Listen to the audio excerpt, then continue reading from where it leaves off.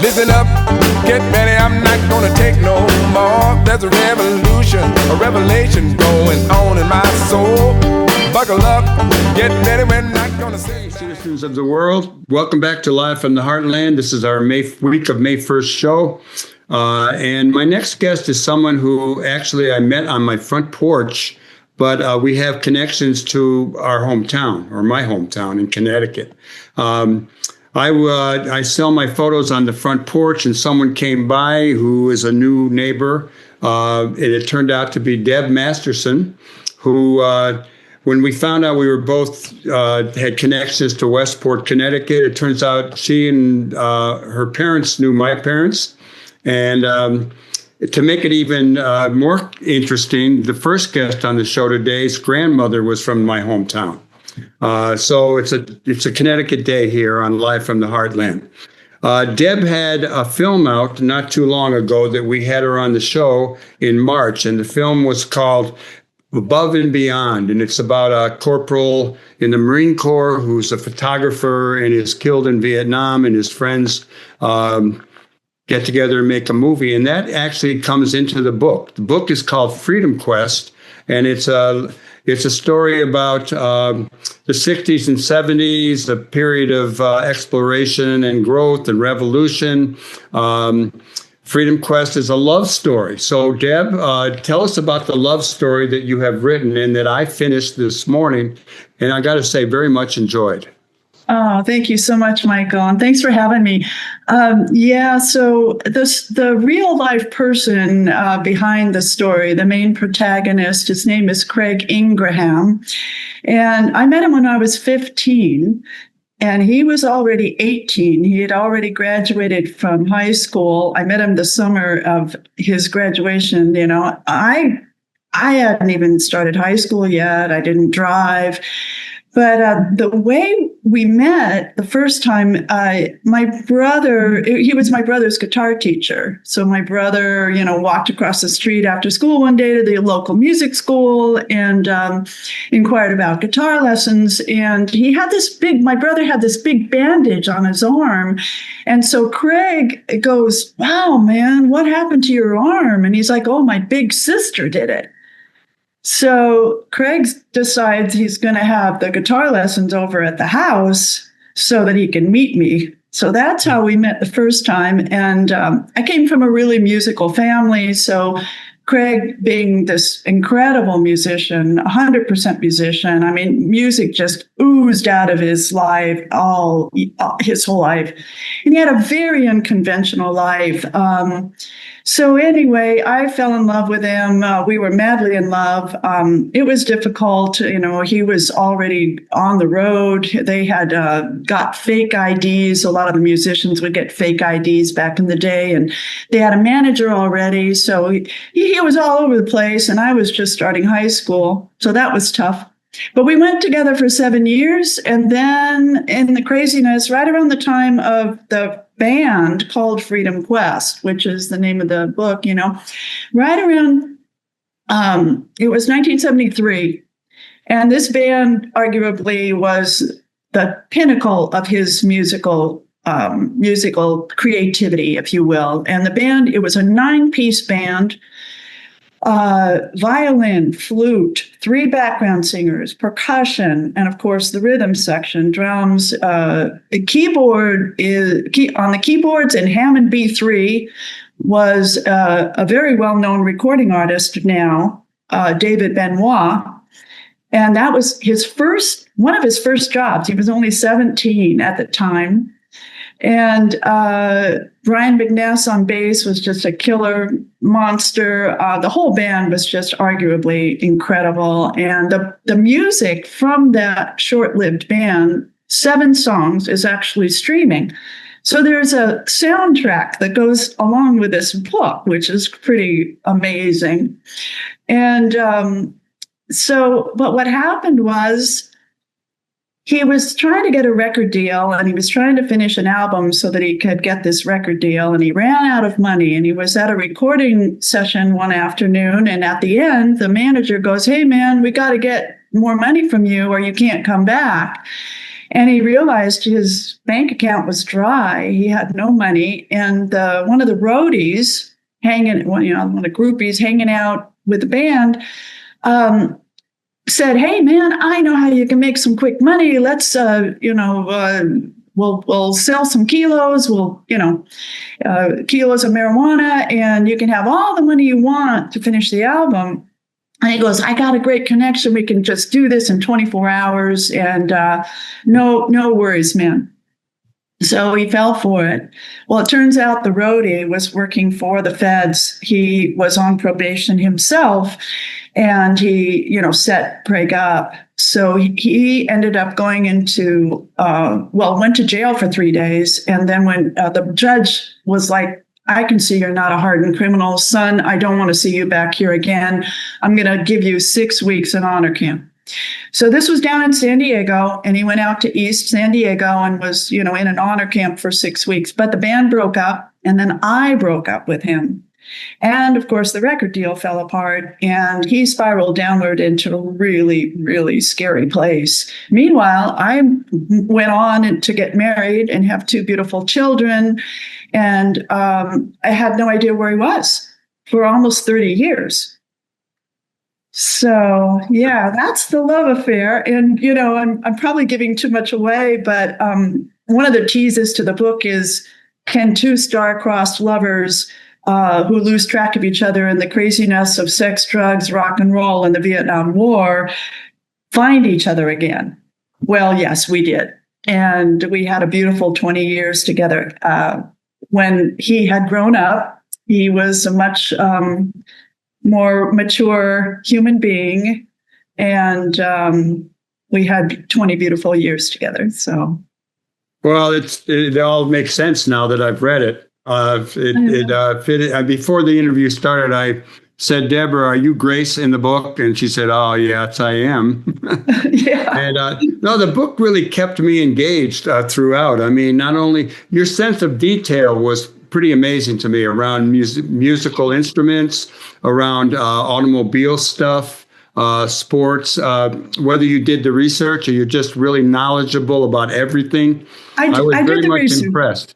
I like to research. I very much like it. And it's so easy now, So yeah, I really do a lot of research. I'm writing a second book right now, and I'm even deeper into research because it starts during World War II.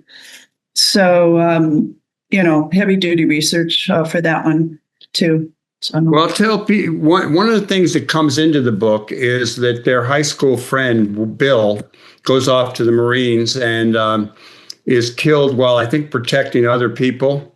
Yeah. Or, fell on a hand grenade or something. And he literally crawled forward and put himself over the hand grenade to save the lives of his friends around him. Yeah.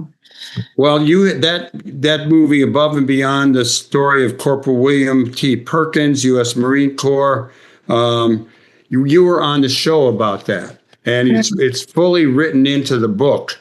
So it all made some connections. What also impressed me was that you put out this film, and a year later, the film had just come out last March, I believe. Right. And a year later, you come out with this book. So you're pretty prolific. You're a hard worker, or what's the deal? Yeah. No television, no TV. Chicago has been very good to me. The documentary was made in 2007. So 17 years later, it finally gets picked up. Okay. In Los Angeles, when we first finished it, we worked very hard to try to get distribution. I worked my tail off and nothing. And then fast forward, 17 years later, and we got picked up for distribution. So that was amazing last year. And this book had been in the works, though, for 5.5 years. It'll be 6 years in August that I started this book. So it had been in the works the whole time. And, it was interesting because the reason the documentary had to be in the book was it really changed Craig's life. Bill Perkins, the hero of the Vietnam story, was one of Craig's best friends in high school. And they got in a fight. They got in a fist fight just before Bill left for boot camp in Camp Pendleton in San Diego. And Craig never got a chance to say he was sorry. It was it was a fight about a girl. And Craig didn't know that Bill had real deep feelings for this girl. And, one thing led to another. And it really ate him up. And when I got back together with him, one of the first things he said was, I want to make a documentary about Bill. And I think it was a way for him to try to assuage his sadness and everything, and this terrible guilt he had, about this girl. And Craig was a good, good Catholic boy with short hair until Bill died. And I remember he was so angry that Bill, one of his best friends, they had scuba diving all over Southern California, along La Jolla and Catalina Island. They were really, really close. And then, they got in this fight and Bill left, and then he died not too long after that. Bill Perkins, he's the only combat photographer to receive the Medal of Honor in our nation's history. So Craig was just so angry. So we went from short-haired good Catholic boy to long-haired hippie protest music, just writing protest music about the war. So Debora Masterson, author of the book Freedom Quest. It's important. Why don't you tell me why it's important to relate the book to the present state of our country? Yes, exactly. So, so many of the issues that we were dealing with back then, like perpetual war and betrayal of our government, and these types of things, we're right here again. We're having to protest and get out on the streets, and I'm finding that a lot of very young 20-something kids are really relating to this book. They get it, they understand. And can I just say before we finish, there's two book release parties going to be happening in the Chicago area. And these are going to be parties because I'm so excited. And so many of my friends right in Rogers Park, have been hearing me talk about writing this book for years now. And so the first one is going to be May 3rd, Sunday evening from 5 to 7 p.m. at Jarvis Square Tavern. And that's in Jarvis Square, and there's the Red Line stop right there across the street. So it's real easy to get to. And so I hope everybody comes out. We're going to have some live music. We're going to have some prizes, some drawings. It's just going to be a really fun party. And then the following one is May 17th, and that's going to be up in Evanston at the Guitar Works Limited Music School. And that one is from 4 to 6 p.m. on May 17th. And you can find all of that and more on my website. And that's DebораMasterson.com. And Debora is spelled a little weird. There's no H. So it's Debora, no H. Debora Masterson. So DebораMasterson.com, and all the events are listed there with all the details. And are you going to show the movie too in the background? No, probably not. Yeah. But one of the prizes I'm going to be giving away is, hopefully some people have DVDs, but we have these beautiful DVDs with special features of the documentary. And the special features include the last 12 minutes that Bill Perkins shot or filmed.